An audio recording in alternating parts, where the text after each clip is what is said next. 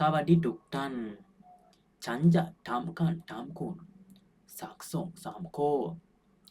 แล้วดูว่าคุณจะตอบได้ไหมคุณมาจากไหนหรือคุณอยู่ที่ไหนก่อนเกิดคุณรู้ไหมคุณไม่รู้คุณจะไปไหนเมื่อคุณตายคุณก็ไม่รู้เหมือนกันเกิดอะไรขึ้นในวินาทีถัดไปคุณก็ไม่รู้เหมือนกัน คุณไม่รู้ว่าคุณมาจากไหน คุณไม่รู้ว่าคุณกำลังจะไปไหน คุณไม่รู้ว่าจะเกิดอะไรขึ้นต่อไป เหมือนใบไม้ขาดวิ่งปลิวไปตามลม ลมพัดจากด้านหนึ่งไปอีกด้านหนึ่ง